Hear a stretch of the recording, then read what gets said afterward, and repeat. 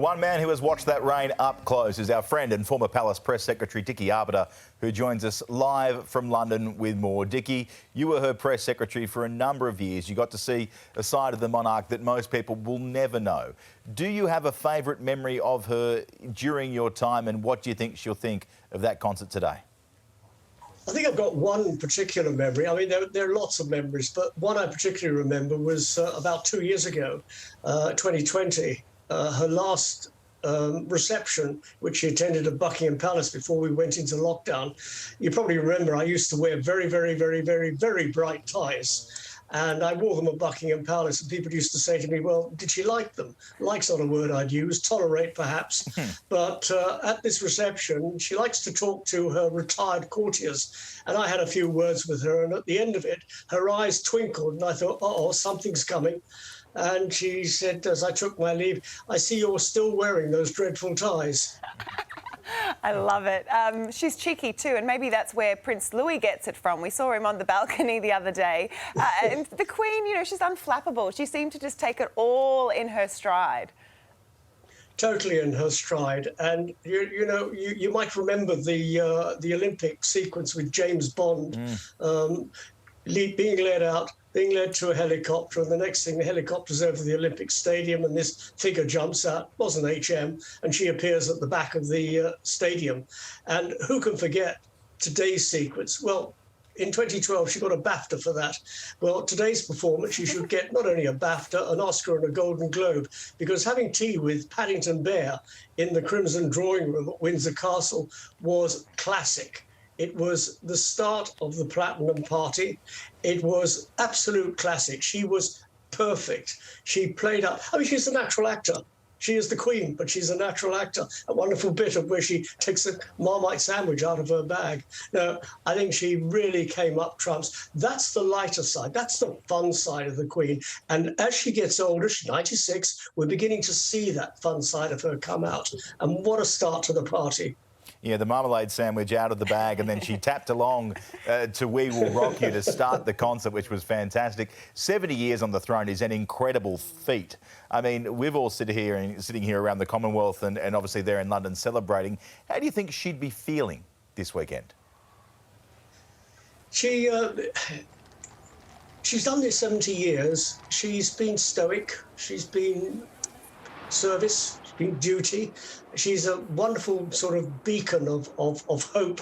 Who can forget that message she gave in 2020 at the first lockdown of the pandemic? We'll see our families again, we'll see our friends again, we will meet again. People got a lot of hope from that. And she's a sort of rallying point to when we're celebrating, like today, like this weekend, when we're commiserating, when we're in trouble. People rally around her, and she has this wonderful knack of giving people hope. And I think tonight's concert gave people hope that the monarchy will survive. We won't get another monarch, 200-300 years, who will achieve a platinum jubilee. This is a one-off. It's the first time in the history of the British monarchy in 1,000 years that a monarch has reached a platinum jubilee. What happens if she goes on for another 10 years? Well, what are they going to call it? A uranium jubilee? How disappointed do you think she would have been that she couldn't make the concert? Or do you think at the age of 96 she was quite happy to sit at home with a cup of tea? Well, she would have been disappointed not being able to go to the Epsom Derby today, because she loves horse racing, she loves people, she loves horses, she loves dogs, not necessarily in that order, but I think horses probably come first. And she would have missed that, and that was a great sorrow to her. But not having a horse run, it was probably a relief not having to go there. Had she had a horse running, she might well have made an extra special effort. But she's got a problem in her legs. Her knees are giving her trouble. She had operations in both of them, one at the beginning and the other one at the end of 2003. Here we are 19 years on, and they come back to haunt her. So she missed Epsom. I think she would have been disappointed missing the Platinum Party. She was at the last one 10 years ago.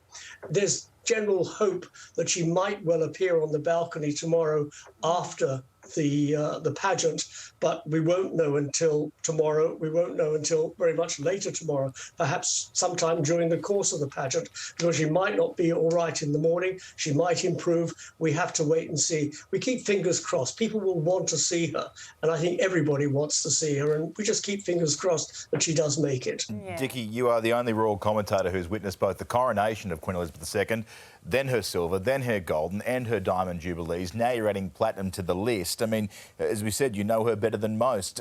Given that she's missing all of these events, can you give us an idea of, is she doing okay? She's doing all right. She was doing all right. I remember as a kid, I was 7 years old when she got married, and I saw that carriage procession. I saw the King George VI funeral procession on the 15th of February, 1952. So I've got a lot of history under my belt. She's doing okay. She was terrific when she made that first broadcast in 1940 when children were being evacuated. She was only 13 years old. Her second broadcast in 1947, when she pledged herself to service all the days of her life. And that's the key to it.